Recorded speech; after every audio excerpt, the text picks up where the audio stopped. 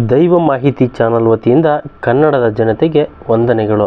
ಶಿವ ಏಕೆ ಬ್ರಹ್ಮನ ಶಿರ ಕಡೆದ ಮತ್ತು ಬ್ರಹ್ಮನಿಗೆ ಏಕೆ ಭೂಮಿಯಲ್ಲಿ ಪೂಜೆ ಮಾಡುವುದಿಲ್ಲ ಎಂಬ ರೋಚಕವಾದ ಕಥೆಯೊಂದಿಗೆ ಈ ವಿಡಿಯೋವನ್ನು ಶುರು ಮಾಡೋಣ. ಅದಕ್ಕೂ ಮುಂಚೆ ನೀವಿನ್ನು ನಮ್ಮ ದೈವ ಮಾಹಿತಿ ಚಾನಲನ್ನು ಸಬ್ಸ್ಕ್ರೈಬ್ ಮಾಡಿಕೊಂಡಿಲ್ಲ ಅಂದರೆ ಈ ಕೂಡಲೇ ಸಬ್ಸ್ಕ್ರೈಬ್ ಮಾಡಿಕೊಳ್ಳಿ. ನಾವು ನೀಡುವಂತಹ ಎಲ್ಲ ರೀತಿಯ ದೈವ ಮಾಹಿತಿಗಳು ನಿಮ್ಮ ಮೊಬೈಲಿಗೆ ಬರುತ್ತದೆ.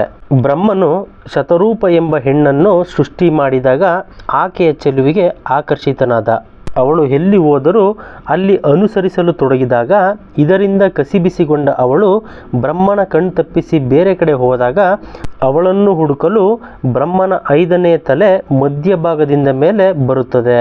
ತಾನೇ ಸೃಷ್ಟಿಸಿದ ಜೀವಿ ಒಂದರ ಮೇಲೆ ಅವನ 5ನೇ ತಲೆ ಮೋಹಕ್ಕೆ ಒಳಗಾದ್ದರಿಂದ ಪ್ರತ್ಯಕ್ಷ ಆದ ಶಿವನು ಆ 5ನೇ ತಲೆಯನ್ನು ಕಡಿದು ಹಾಕುತ್ತಾನೆ. ಶತರೂಪ ಬ್ರಹ್ಮನ ಮಗಳ ಸಮಾನ, ಅಂಥವಳನ್ನು ಕೆಟ್ಟ ದೃಷ್ಟಿಯಿಂದ ನೋಡಿದ್ದು ಬ್ರಹ್ಮನ ತಪ್ಪು ಎಂದು ಶಿವನು ಈ ರೀತಿ ಕೆಲಸವನ್ನು ಮಾಡುತ್ತಾನೆ. ಅವತ್ತಿನಿಂದ ಬ್ರಹ್ಮ ಚತುರ್ಮುಖ ಬ್ರಹ್ಮನಾಗಿ ಉಳಿದ. ಬ್ರಹ್ಮನಿಗಿಂತ ವಿಷ್ಣು ಮಹಾಬಲಶಾಲಿ ಎಂದು ಹೇಳಲಾಗುತ್ತದೆ. ಬ್ರಹ್ಮನ ಕೆಲಸ ಬರೀ ಸೃಷ್ಟಿ ಮಾಡುವುದು ಅಷ್ಟೇ. ಆದರೆ ವಿಷ್ಣು ಬ್ರಹ್ಮಾಂಡವನ್ನು ಕಾಯುತ್ತಾನೆ. ಅಲ್ಲಿರುವ ಜೀವರಾಶಿಯನ್ನು ಸುಸ್ಥಿತಿಯಲ್ಲಿ ಇರಿಸುವುದೇ ವಿಷ್ಣುವಿನ ಕರ್ತವ್ಯ. ಒಮ್ಮೆ ಈ ಬ್ರಹ್ಮ ವಿಷ್ಣುವಿನ ಮಧ್ಯದಲ್ಲಿ ಯಾರು ಶ್ರೇಷ್ಠ ಎಂದು ಜೋರು ಆಗುತ್ತದೆ.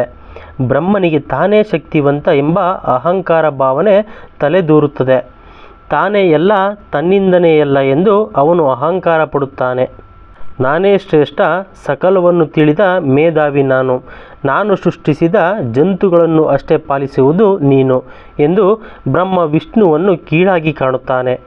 ಮುಗುಳ್ನಗುತ್ತಾ ವಿಷ್ಣು, ನೀನು ಜನಿಸಿದ್ದೇ ನನ್ನಿಂದ ಎಂದು ಹೇಳುತ್ತಾನೆ.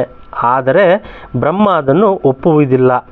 ನನ್ನಿಂದಲೇ ಎಲ್ಲ, ನಾನು ಇಲ್ಲದಿದ್ದರೆ ಬ್ರಹ್ಮಾಂಡದಲ್ಲಿ ಏನೂ ಇಲ್ಲವೆಂದು ಬ್ರಹ್ಮ ಹೇಳುತ್ತಾನೆ.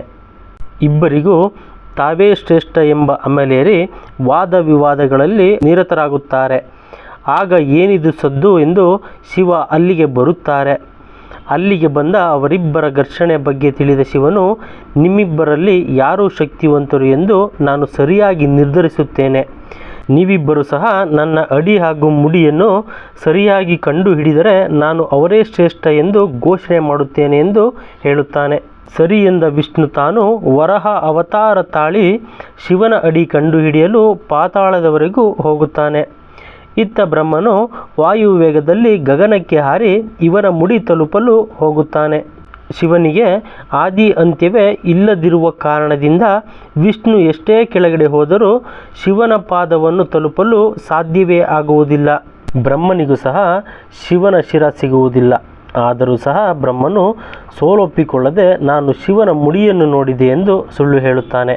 ಇದರಿಂದ ಸೃಷ್ಟಿಕರ್ತನಾಗಿ ಅಬದ್ಧವಾಗಿ ಆಡಿದ ಮಾತುಗಳಿಂದ ಶಿವನು ಬ್ರಹ್ಮದೇವನಿಗೆ ಇನ್ನು ಮುಂದೆ ಯಾವುದೇ ಪೂಜೆಗಳು ಸಹ ನಡೆಯದಿರಲಿ ಎಂದು ಬ್ರಹ್ಮನಿಗೆ ಶಾಪ ನೀಡಿರುವ ಪರಿಣಾಮವೇ ಭೂಮಿಯಲ್ಲಿ ಬ್ರಹ್ಮನನ್ನು ಯಾರೂ ಸಹ ಪೂಜೆ ಮಾಡುತ್ತಿಲ್ಲ ಎಂದು ಹೇಳಲಾಗಿದೆ. ಈ ಮಾಹಿತಿ ಇಷ್ಟವಾದರೆ ಲೈಕ್ ಮಾಡಿ, ಶೇರ್ ಮಾಡಿ. ಮತ್ತಷ್ಟು ವಿಡಿಯೋಗಳಿಗಾಗಿ ನಮ್ಮ